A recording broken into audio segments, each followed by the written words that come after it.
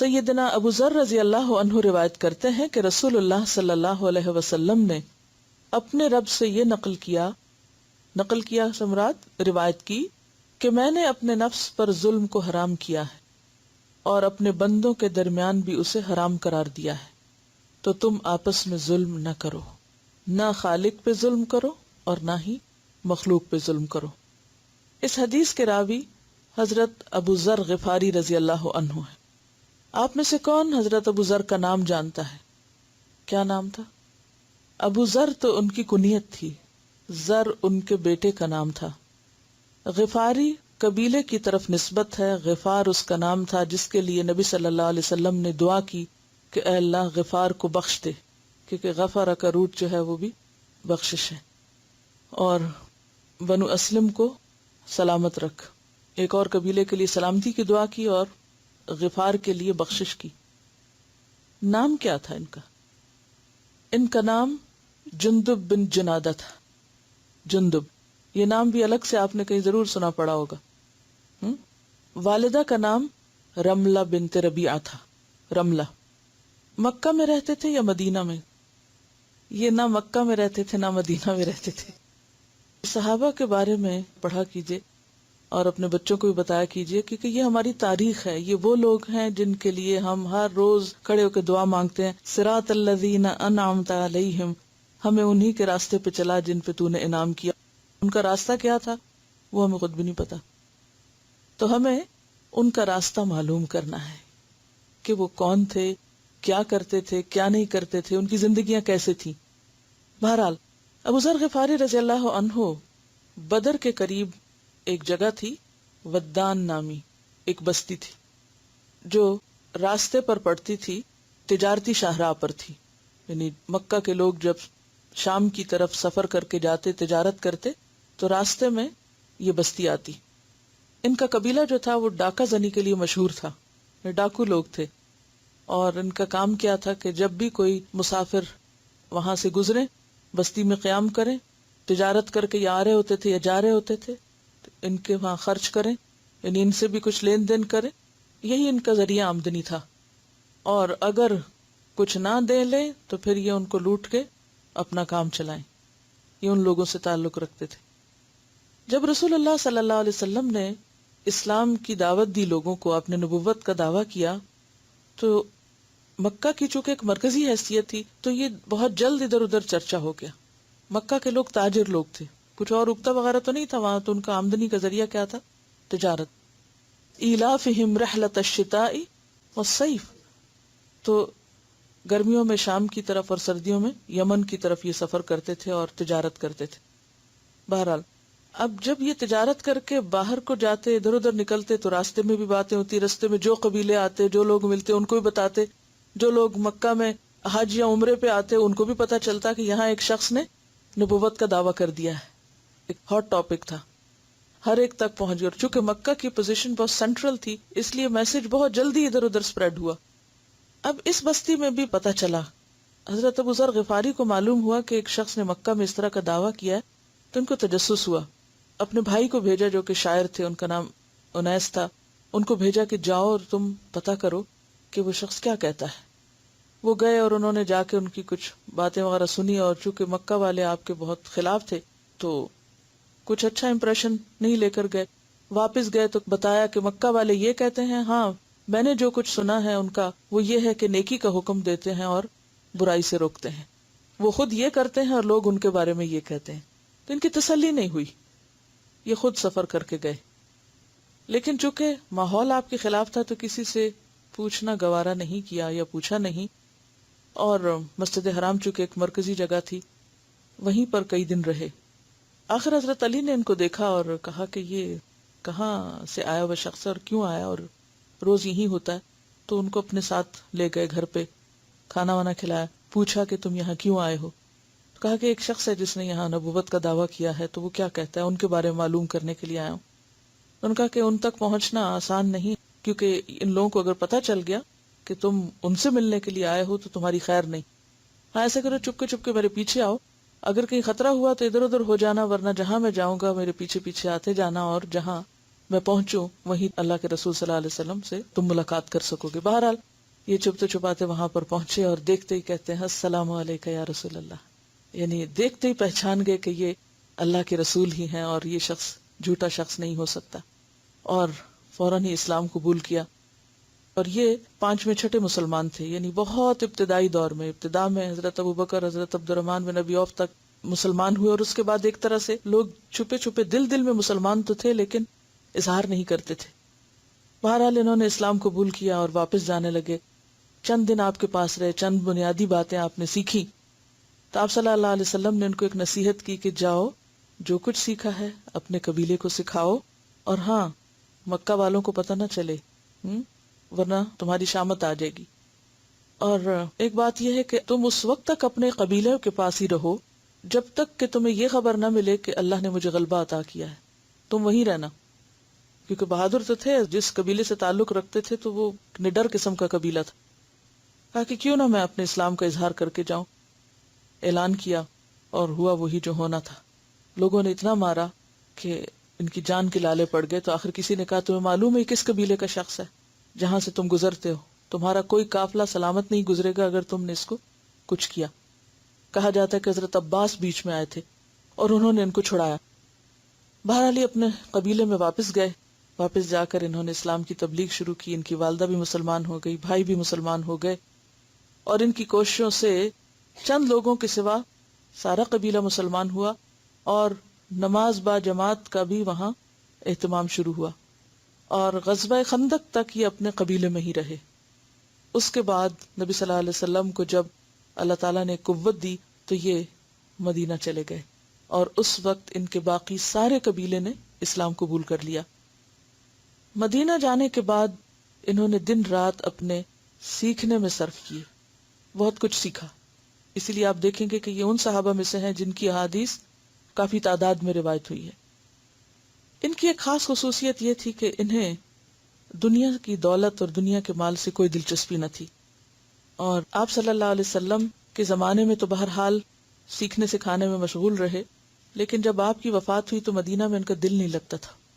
شام کی طرف سفر کر گئے. وہاں پر امیر معاویہ رضی اللہ تعالیٰ عنہ کی حکومت تھی.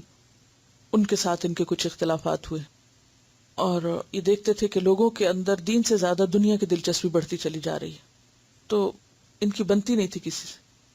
حضرت عثمان رضی اللہ تعالیٰ عنہ نے ان کو واپس مدینہ بلایا.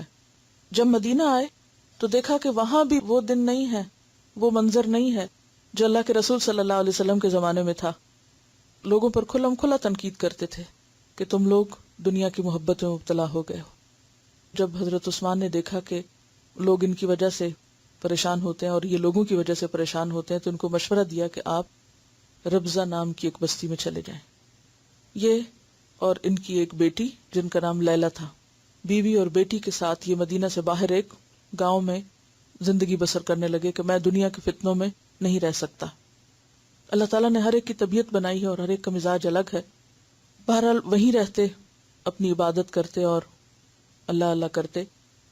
ہوا یہ کہ عبداللہ بن مسعود ایک قافلے کے ساتھ گزر رہے تھے تو راستے میں پتہ چلا کہ ان پر نزع کا عالم ہے، وفات کے قریب ہیں. ان کے سامنے ہی فوت ہوئے. انہوں نے نماز جنازہ پڑھائی اور دفن کیا وہیں پر. اور دفن کرنے کے بعد ان کی بیوی اور بیٹی کو واپس مدینہ لے آئے. اور پھر جب تک وہ زندہ رہیں، حضرت عثمان رضی اللہ تعالیٰ عنہ اور بعد میں جو بھی خلیفہ تھے انہوں نے ان کو لک آفٹر کیا.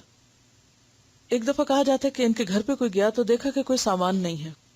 چاروں طرف دیکھا اور کہا کہ سامان نہیں ہے تمہارا. کہا وہ دوسرے گھر بھیج دیا ہے، سامان دوسرے گھر بھیج دیا ہے. وہ شخص پھر نہیں سمجھا. کہا نہیں، کچھ تو یہاں بھی ہونا چاہیے تھا. کہا کہ وہ گھر کا مالک ہمیں یہاں رہنے نہیں دے گا، یہاں کس لیے رکھنا ہے. کتنی گہری بات تھی. نبی صلی اللہ علیہ وسلم ان سے بے حد محبت کرتے تھے. جب آپ مرض الموت میں تھے، یعنی نبی صلی اللہ علیہ وسلم کی وفات سے پہلے، آپ نے ان کو خاص طور پہ بلوایا، ان کا ہاتھ پکڑا اور اپنے جسم سے لگایا. انہیں خلیل رسول کہا جاتا ہے، یعنی آپ کے گہرے دوست. جب تک زندہ رہے کچھ نہیں رکھا اپنے پاس، اور ساری فکر آخرت ہی کی اور بالآخر اپنے آخری ٹھکانے پہ جا پہنچے. انہیں مسیح الاسلام بھی کہا جاتا ہے. ان کے بے حد زہد، تقوی اور دنیا سے بے رغبتی کی وجہ سے. مال و متاع میں سے تو کچھ نہیں چھوڑا، ہاں جو چھوڑا وہ علم کا ورثہ تھا، جس سے آج بھی ہم مستفید ہو رہے ہیں۔ یہ ہیں ابو ذر رضی اللہ تعالی عنہ۔ انہوں نے روایت کی رسول اللہ صلی اللہ علیہ وسلم سے، اور رسول اللہ صلی اللہ علیہ وسلم اللہ تعالیٰ سے روایت کرتے ہیں کہ اے میرے بندو، میں نے اپنے اوپر ظلم کو حرام کر رکھا ہے، یعنی اللہ تعالیٰ کسی پر ظلم نہیں کرتا، لیس بظلام للعبید، تو تم بھی آپس میں ایک دوسرے پر ظلم نہ کرو، ایک دوسرے کے ساتھ زیادتی نہ کرو۔ کیا ہے ظلم؟ وضع الشیء فی غیر محلہ، کسی چیز کو اس کی اصل جگہ سے ہٹا دینا، بے موقع رکھنا، اپنی حد سے تجاوز کرنا، اپنی حد سے آگے بڑھنا، اپنے حق سے زیادہ طلب کرنا۔ کیا ہے ظلم؟ اپنے حق سے زیادہ لینا، زیادہ مانگنا، اپنے فائدے کے لیے دوسرے کا نقصان کرنا۔ اللہ تعالیٰ نے اس کائنات کو ظلم پہ نہیں، عدل پہ قائم کیا ہے۔ یہ دنیا یعنی یہ پوری کائنات کس پہ قائم ہے؟ عدل پہ، انصاف پر۔ ہر چیز اپنے دائرہ کار میں کام کر رہی ہے، ہر چیز اپنے دائرہ کار میں کام کر رہی ہے۔ کل فی فلک یسبحون، کوئی چیز اپنے دائرے سے باہر نہیں نکلتی۔ مثلاً ستاروں سیاروں کو دیکھیں، سورج کو دیکھیں، چاند کو دیکھیں، سب کیا کر رہے ہیں؟ اپنی باؤنڈری کے اندر کام کر رہے ہیں، اسی لیے ان میں ٹکراؤ نہیں ہوتا۔ اگر وہ اپنی باؤنڈری، اپنا راستہ، اپنی لین چھوڑ دیں تو کیا ہوگا؟ کیا یہ سب کچھ باقی رہ سکتا ہے؟ نہیں، ٹکراؤ، اور ٹکراؤ کے نتیجے میں فساد اور ہر چیز کا خاتمہ، امن درہم برہم ہو جائے گا۔ لیکن افسوس یہ کہ جن انسانوں کے لیے یہ سب کچھ بنا ہے وہ یہ سب بھول گئے۔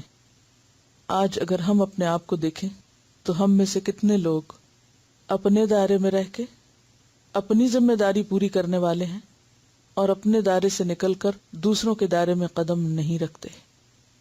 اکثر لوگ اپنے فرائض بھول جاتے ہیں، ان کی کیا ذمہ داری ہے، ان کا کیا کام ہے، ان کو کیا کرنا چاہیے، یہ انہیں یاد نہیں ہوتا، اور کیا کرنے لگتے ہیں؟ دوسروں کے کاموں میں مداخلت، دوسروں کی دنیا میں انٹرفیرنس، دوسروں پر زیادتی، دوسروں کا حق مارنا۔ یہ دو مختلف رویے ہیں۔ ایک رویہ کیا ہے جو عدل پر مبنی ہے، اپنا حق پہچانے اور اپنی حدود کے اندر رہے، ایک ڈسپلن اختیار کرے۔ اور دوسرا کیا ہے کہ اپنا کام بھول کے، اپنا فرض بھول کے، اپنا حق لے کے پھر دوسروں کا حق چھیننے کی کوشش کرے، دوسروں کی زندگی میں مداخلت کرے۔ اگر دیکھا جائے تو بہت سی بے چینی، بے سکونی، بد نظمی، خرابی اسی وجہ سے ہوتی ہے، کیونکہ اللہ نے ہر ایک کو اس کا ایک حق اور ایک مقام دیا ہے، اور جب تک بندے ایک دوسرے کا حق نہ پہچانے اور انہیں ان کا مقام نہ دیں تو دنیا میں امن نہیں ہو سکتا۔ اور جو لوگ دنیا میں اس زمین پر پرامن طریقے سے نہ رہنا جانے، پھر وہ جنت کی پرامن بستی میں رہنے کے قابل نہیں ہوتے۔ جنت کی پرامن بستی کس کے لیے ہے؟ عدل کرنے والوں کے لیے، جو ظلم اور زیادتی سے بچیں۔ اللہ سبحانہ تعالیٰ نے صاف فرمایا، فلا تظالموا، لوگوں ایک دوسرے پہ ظلم نہ کرو۔ دوسروں پر زیادتی یا ظلم کس کس قسم کا ہوتا ہے؟ یعنی دوسروں پر ظلم کی قسمیں کیا ہو سکتی ہیں؟ مثلا دوسروں کی جان پر ظلم، مال پہ ظلم، عزت پہ ظلم، حقوق پہ ظلم۔ یعنی ہم دوسروں پر کہاں کہاں ظلم کرتے ہیں۔ بعض اوقات دوسروں کو جسمانی تکلیف پہنچاتے ہیں۔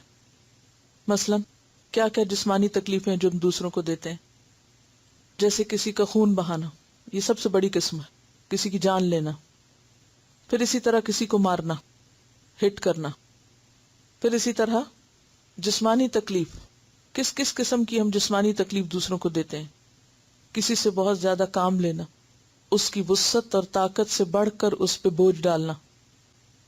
پھر اسی طرح دوسروں کے جذبات کو نقصان دینا، دوسروں کے جذبات کو مجروح کرنا، یہ جذباتی ظلم ہے. یعنی کسی کو مینٹلی یا ایموشنلی ٹارچر کرنا. ایک ہے فزیکلی ٹارچر کرنا، یعنی کسی کو ہٹ کرنا، مارنا، پیٹنا یا جان سے ہی مار دینا، یہ تو ہے جسمانی. اور بعض اوقات کیا ہوتا ہے کہ جسمانی طور پر نہیں مارا جاتا، لیکن دوسرے کو ذہنی طور پر اذیت دی جاتی ہے، ذہنی طور پر دوسرے کا سکون درہم برہم کر دیا جاتا ہے، دوسرے کو مینٹل ٹارچر دیا جاتا ہے، یا دوسرے کو ایموشنلی لیٹ ڈاؤن کیا جاتا ہے اور اس کو پریشان کیا جاتا ہے.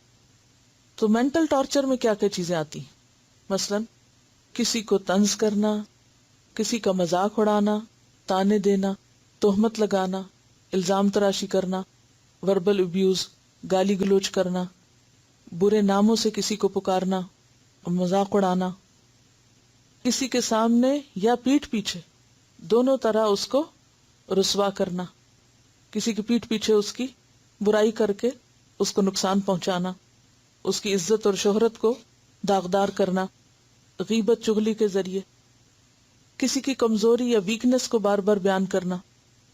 تو یہ تمام چیزیں کیا ہیں؟ یہ بھی ظلم میں آتی ہے. کسی کو کسی اور کے سامنے نیچا دکھانے کی کوشش کرنا، غصے سے بات کرنا، یعنی کوئی بھی ایسا طریقہ کہ جس سے دوسرے کو ایموشنل یا مینٹل ٹارچر ملے، یعنی ایسے کام کرنا کہ جس سے دوسرا اذیت میں مبتلا ہو، اور جان بوجھ کے ایسے کام کرنا جب پتہ بھی ہو کہ دوسرے شخص کو یہ چیز پسند نہیں، تو بلا وجہ اس کو ستانے کے لیے، اس کو پریشان کرنے کے لیے، صرف مزے کی خاطر. کیونکہ کچھ لوگوں کی عادت یہ ہوتی ہے کہ وہ دوسروں کو ستا کے اس سے مزہ لیتے ہیں، دوسروں کو پریشان کر کے اس پہ خوش ہوتے ہیں، تو یہ بھی ظلم میں شامل ہو جاتا ہے. پھر اسی طرح حقوق نہ دینا. ہر ایک کا اللہ نے حق رکھا ہے. مثلا بندوں کے حقوق کیا ہیں؟ ماں باپ کے حقوق ہیں، اولاد کے حقوق ہیں، شوہر کے حقوق ہیں، بیوی کے حقوق ہیں، رشتہ داروں کے حقوق ہیں. یہ حقوق نہ دینا. اور جیسا کہ پیچھے آپ دیکھیں ہم نے پڑھا ظلم میں کہ بعض اوقات اپنا حق تو لے لینا لیکن دوسرے کا حق نہ دینا، اور اپنے حق پہ کہیں نہ رکنا، اتنی ڈیمانڈز کرنا کہ دوسرا شخص عاجز آ جائے. یہ بھی دوسرے پہ ظلم ہے. ناجائز مطالبات. پھر آپ دیکھیے کہ بعض اوقات کسی ایک حق کو اتنا زیادہ بڑھا چڑھا کے پیش کرنا کہ دوسرے حق بھول ہی جائیں. مثلا آپ دیکھیے کہ ظلم جو ہے نا، یہ عدل کے خلاف ہے یا اعتدال کے خلاف ہے. ہمارے معاشرے میں اس کی بہت سی مثالیں ملتی ہیں. ہر شخص اپنا حق مانگنے کی فکر میں ہے لیکن کوئی بھی حق دینے کی فکر میں نہیں.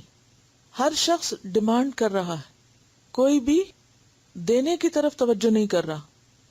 ہر شخص دوسروں کے رویے پہ نظر رکھے ہوئے اور اپنے رویے کو بھول چکا ہے. اور ہم بعض اوقات کیا کرتے ہیں، اپنے حق کے حق میں خوب دلائل دیں گے، حدیث سنائیں گے، قرآن کی آیتیں پڑھیں گے، اور دوسرے کو مجرم قرار دیں گے کہ دیکھو تم اس پر عمل نہیں کر رہے نا، میں قیامت کے دن تم سے اپنا حق لے لوں گا. بلیک میل بھی کرتے ہیں دوسروں کو، میں چھوڑوں گا نہیں، میں معاف نہیں کروں گا، کل تو دینا ہی پڑے گا. یہ بلیک میل کرنا بھی ہے. اور اس وقت انسان یہ نہ سوچے کہ وہ خود کیا کر رہا ہے. اور پھر ظلم اس چیز کا نام بھی نہیں کہ صرف اپنا حق مانگنا اور دوسرے کا نہ دینا، بلکہ سب کے حقوق میں بیلنس رکھنا بھی ضروری ہے. بعض اوقات ہم ایک کا حق دینے لگتے ہیں اور دوسروں کے حق بھول جاتے ہیں. مثال کے طور پر آپ دیکھیے کہ ہمارے وہاں عموماً گھروں میں لڑائی فساد کیوں ہوتے ہیں. مثلا ساس بہو کا جھگڑا ہی آپ دیکھیں. ایک حدیث کہتی ہے کہ تم پر سب سے زیادہ حق کس کا ہے؟ تمہاری ماں کا ہے. ایک شخص آپ کے پاس آیا اور کہنے لگا کہ یا رسول اللہ صلی اللہ علیہ وسلم، سب سے زیادہ مجھے اچھا سلوک کس سے کرنا ہے؟ تو آپ نے فرمایا اپنی ماں سے کرو. پھر 3 دفعہ، چوتھی دفعہ کیا کہا؟ باپ سے. اس سے پتہ یہ چلتا ہے کہ ماں کا حق جو ہے بہرحال زیادہ ہے. ایک دوسری حدیث ہمیں یہ کہتی ہے کہ تم میں سب سے اچھا وہ ہے جو اپنی بیوی کے حق میں اچھا ہے، اور میں تم میں سب سے زیادہ اپنی بیویوں کے حق میں اچھا ہوں. اب اگر ماں ایک حدیث لے لے اور بیوی دوسری لے لے تو کیا ہوگا؟ بچے کی شامت آ جائے گی۔ اب ہمیں عدل کیا سکھاتا ہے کہ ماں کا حق بھی دو اور بیوی کا بھی دو، بیلنس۔ جب تک یہ بیلنس نہ ہو تو ظلم ختم نہیں ہو سکتا۔ اب اگر ہر وقت بیوی یہی سناتی رہے کہ دیکھو حضور صلی اللہ علیہ وسلم جو تھے وہ سب سے زیادہ اپنی بیوی کے حق میں اچھے تھے، لہٰذا میرا حق زیادہ ہے، اور دوسری طرف ماں یہ سناتی رہے کہ سب سے زیادہ حق جو ہے وہ ماں کا ہے، تو کیا ہوگا نتیجہ؟ یاد یہ رکھیے کہ ایک کا حق دوسرے کا حق دینے سے روکے نہیں۔ عدم توازن بھی ظلم پیدا کرتا ہے کہ ایک کا حق دینے میں آپ اتنے جھک جائیں کہ دوسرا بالکل لٹک جائے۔ حتیٰ کہ دو بیویوں کے درمیان بھی کیا کہا کہ ایک کی طرف اس طرح مت جھکو کہ دوسری وَتَذَرُهَا كَالْمُعَلَّقَةِ، وہ دوسری لٹکی رہ جائے۔ اسی لیے دوسری کی طلاق کا مطالبہ کرنا، کہ بعض اوقات ہمارے معاشرے میں یہ بھی ہوتا ہے نا کہ اگر ایک شخص نے دوسری شادی کی تو کیا ہوتا ہے، دوسری بیوی کیا مطالبہ کر دیتی کہ جب تک پہلی کو طلاق نہ دو گے تو میں نہیں بسوں گی۔ اسی طرح ماں باپ بعض اوقات مطالبہ کر دیتے ہیں جب تک تم اس بیوی کو طلاق نہیں دو گے تم ہماری شکل نہ دیکھنا، یعنی بیٹے کو کہہ دیتے ہیں ہمارے لیے تم مر چکے، اور اس گھر میں اس وقت قدم رکھنا جب بیوی کو چھوڑ چکو۔ تو یہ عدم توازن جو معاشرے کے اندر پایا جاتا ہے یہ درست نہیں۔ اسی طرح آپ دیکھیے کہ بعض اوقات بہن بھائیوں کا خیال رکھتے رکھتے کیا ہوتا ہے کہ اپنے بچوں کو لوگ بھول جاتے ہیں۔ اب اللہ تعالیٰ نے بچوں کے اوپر خرچ کرنا فرض قرار دیا ہے، اور دوسری طرف رشتہ داروں کا خیال رکھنا بھی۔ کہیں بھی قرآن پاک میں الگ سے بہن بھائیوں کا نام لے کے حق دینے کا ذکر نہیں آیا۔ بہن بھائیوں کو کس کیٹیگری میں شامل کیا گیا؟ ذوی القربہ، جس طرح باقی خالہ، ماموں، چچا، پھپھی، دیگر رشتہ دار، اسی طرح بہن بھائی۔ تو اس میں جو نقطہ میں سمجھانا چاہ رہی ہوں وہ کیا ہے کہ ہمارے معاشرے میں ظلم کی جو قسمیں پائی جاتی ہیں کہ بعض اوقات ایک فریق ایک بندے کا حق اتنا زیادہ یاد کراتا ہے کہ اس کے نتیجے میں دوسرے کا حق ختم ہو جائے، یہاں ظلم کی کیفیت پیدا ہو جاتی ہے۔ بہن بھائیوں کا خیال رکھنا، رشتہ داروں کا خیال رکھنا، باقی لوگوں کا خیال رکھنا ضروری ہے، لیکن اس کے ساتھ ساتھ جو اور فرائض ہیں ان کی طرف توجہ دینا بھی ضروری ہے۔ یعنی اس کے ساتھ ساتھ بہن بھائیوں کے اپنے بچوں کا خیال رکھنا بھی ضروری۔ بعض لوگ اس کے برعکس کرتے ہیں، وہ اپنے بچوں پر ہی ہر چیز خرچ کرنا اپنا فرض سمجھتے ہیں، اور قریب کا بہن بھائی بھوکا بھی مر رہا ہو تو اس کا خیال ہی نہیں کرتے۔ میں پھر ظلم کی ڈیفینیشن دہراتی ہوں تاکہ یہ یاد رہے کہ ظلم ہے کیا؟ اپنی حد سے آگے نکلنا، تجاوز کرنا، حق سے زیادہ ڈیمانڈ کرنا، یہ بھی ظلم ہے، حق سے زیادہ ڈیمانڈ کرنا۔ تیسری چیز، ایک حق کی ادائیگی میں باقی حقوق فراموش کر دینا، اپنے فائدے کے لیے دوسروں کا نقصان کر دینا۔ اسی طرح دوسروں کے کام میں مداخلت، یہ ظلم کی ایک عام قسم ہے ہمارے معاشرے میں۔ کوئی لکھ رہا ہو، کیا لکھ رہے ہو تم، ذرا مجھے دکھاؤ میں بھی پڑھوں۔ اور مجھے نہیں معلوم، یہاں تو خیر آپ کے پاس وقت نہیں ہوگا اس طرح کرنے کا، لیکن بعض اوقات جہاں لوگ اکٹھے رہتے ہیں، اب وہ اگر بیٹھ کے کوئی کام کر رہی ہیں، کچھ پڑھ رہی ہیں، تو ان کو بعض اوقات یوں لگتا ہے کہ جیسے کسی شخص کی کوئی پرائیویسی ہے ہی نہیں، اس پر فرض عائد ہوتا ہے کہ وہ اپنی ہر چیز، کچھ لکھے یا کچھ کرے، ہر چیز دوسروں کو بتائے۔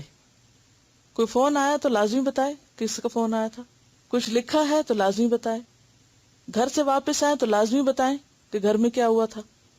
ہاں؟ یعنی دوسرے کی ہر بات میں مداخلت۔ کیا کھایا اس نے، یہ تجسس کی جو قسم ہے نا، کیا چیز کہاں سے آئی ہے، یہ کیا ہو رہا ہے، وہ کیا ہو رہا ہے، ان سب چیزوں میں دوسرے کی ذاتی زندگی میں مداخلت، یہ بھی ظلم کی قسم ہے۔ یہ اپنے دائرے سے باہر قدم رکھنا ہے۔ اسی طرح بعض اوقات اپنا کام چھوڑ دینا، دوسرے کا شروع کر دینا۔ اس کو آپ اس مثال سے اگر سمجھیں کہ سارے ستارے سیارے کیا کر رہے ہیں، اپنے راستے پہ چل رہے ہیں۔ مثلا خدمت خلق بہت اچھی بات ہے، دوسروں کے کام آنا بہت نیکی کا کام ہے، بہت بہترین اعلیٰ درجے کی بات ہے، لیکن اپنا بچہ بیمار ہو، اپنی بیوی بیمار ہو، اسے ہسپتال نہ لے کے جائیں، اور آپ ہمسایوں اور رشتہ داروں کے بچوں کو دیکھنے کے لیے چل دیں، یہ ظلم ہے۔ کیوں؟ اس لیے کہ ان کی ذمہ داری سے زیادہ آپ کی ذمہ داری کیا ہے؟ اپنے بچے کو دیکھنا. اسی طرح صدقہ خیرات، دوسرے پہ صدقہ خیرات کرنا بہت اچھی بات ہے، لیکن اگر آپ کے اپنے بچے بھوکے ہیں جن کو کھلانا فرض ہے، بیوی بچوں کا نان نفقہ فرض ہے، اگر اس کو چھوڑ کے آپ کسی اور کو کھلا رہے ہیں صدقے کی نیت سے، تو یہ بھی کیا ہو گیا؟ ظلم. تو درجوں میں اور حقوق میں جو ترجیحات ہیں ان میں کمی بیشی کرنا جو ہے یہ بھی ظلم ہو جاتا ہے، یعنی کسی کو پھلانگ جانا. اسی طرح بعض اوقات کسی دفتر میں اگر لوگ اکٹھے کام کر رہے ہیں، ہر ایک کی اپنی اپنی ڈیوٹی ہے. اب اگر کوئی شخص اپنی ڈیوٹی چھوڑ دیتا ہے، مثلا اگر کوئی شخص کہیں چوکیدار ہے، گارڈ ہے، وہ وہاں سے چھوڑ کے اپنا کام اور آ کے ٹیلی فون ڈیسک پہ کھڑے ہو کے ٹیلی فون اٹینڈ کرنا شروع کر دے، تو یہ کیا ہے؟ یہ نیکی نہیں ہے. بعض لوگ اس کو کیا سمجھتے ہیں کہ ہم ہر فن مولا ہیں اور دوسروں کے کام کرنا جو ہے یہ تو بہت خدمت خلق ہے، اور یہ بھول جاتے ہیں کہ ان کی اپنی ڈیوٹی کیا تھی، انہیں کہاں ہونا چاہیے تھا. تو یہ بھی زیادتی ہے. پھر اسی طرح حقوق اللہ کی ادائیگی اپنی جگہ اور حقوق العباد کی اپنی جگہ. یہ نہیں کہ اللہ کے حقوق کی ادائیگی میں آپ ساری رات نفل پڑھتے رہیں اور گھر والے بھوکے بیٹھے رہیں، یہ بھی زیادتی ہو جائے گی. تو ظلم جو ہے عدل سے ہٹنے کا نام ہے، چیزوں کو بے موقع رکھنے کا نام ہے، دوسروں کو تکلیف دینے کا نام ہے. اسی طرح انسانوں کے ساتھ کچھ اور ظلم بھی ہم کرتے ہیں، مثلا کسی کا وقت ضائع کرنا. کتنا بڑا ظلم ہے کہ ایک شخص کو مثلا نماز پڑھنا ہے، ہم عین اس وقت کسی کو فون کال کر دیتے ہیں اور اس کو کیا کہتے ہیں کہ تم مجھے اس وقت کھانے کی ریسیپی بتاؤ. اب بعض اوقات ایک جگہ سے دوسری جگہ پر ٹائمنگز کے فرق ہوتے ہیں. اب اگر نماز کے وقت میں آپ خدمت خلق سمجھتے ہوئے کہ ہم کسی کا دل نہیں توڑ سکتے، اس وقت اب اس کی مدد کرنا لازم ہے، اپنی نماز قضا کر دیں مغرب کی مثلا، اور دوسرے کو آپ کھانا پکانے کی ترکیب سکھاتے رہیں، تو یہ کیا ہے؟ ظلم ہے. اسی طرح بیکار کی باتوں میں دوسروں کو الجھا کے ان کا وقت ضائع کرنا کیا ہے؟ یہ بھی ظلم ہے، زیادتی ہے. یعنی کسی کا مال چھیننا ہی زیادتی نہیں، کسی کی عزت چھیننا ہی زیادتی نہیں، کسی کا وقت اور اس کی صلاحیتوں کو ضائع کرنا یہ بھی زیادتی ہے. پھر اسی طرح اس میں کیا ہوتا ہے، یعنی کہ دوسروں کا وقت ضائع کرنے کی کئی ایک قسمیں آپ دیکھ سکتے ہیں.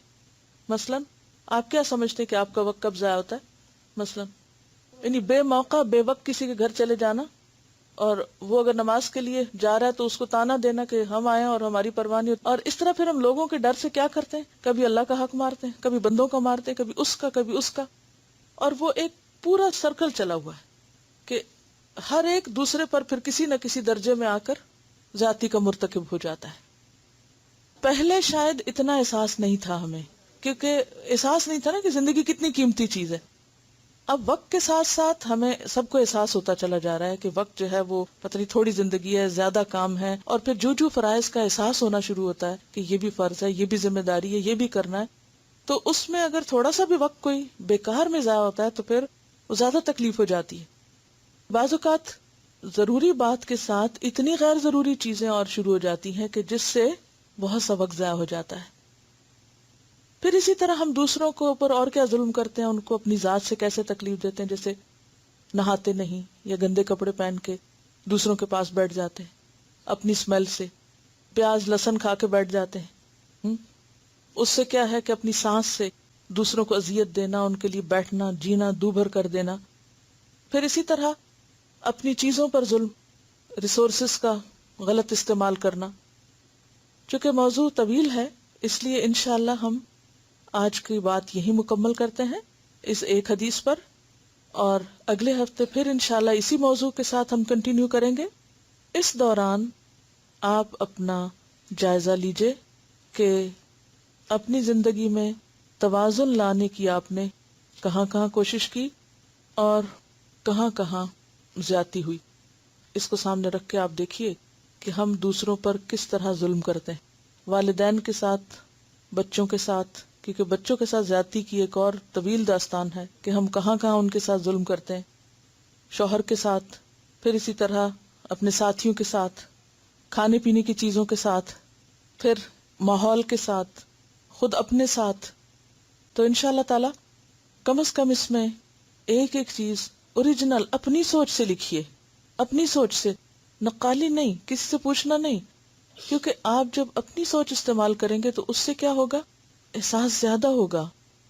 اور پھر جب یہ یاد رہے کہ جو کچھ ہم کسی کے ساتھ زیادتی کرتے ہیں وہ قیامت کے دن عمل کی شکل میں دینا پڑے گی. دنیا میں تو سو کر دیتے ہیں اور ہر جانا بھر لیتے ہیں، لیکن قیامت کے دن بھی بہت سے سو کرنے والے کھڑے ہیں جو یہاں کچھ نہیں کہہ سکتے اور وہاں خوب خوب اپنا حق وصول کریں گے. انشاءاللہ تعالی اسی موضوع پر مزید گفتگو کریں گے، اور ہم سب اپنا حساب کریں، اپنا جائزہ لیں کہ ہماری زندگی میں دوسروں کے ساتھ زیادتی کے کون کون سے ایسے کام ہیں جو ہمیں چھوڑنا ہے. سبحانک اللہم و بحمدک، نشہد ان لا الہ الا انت، نستغفرک و نتوب الیک. السلام علیکم و رحمۃ اللہ وبرکاتہ.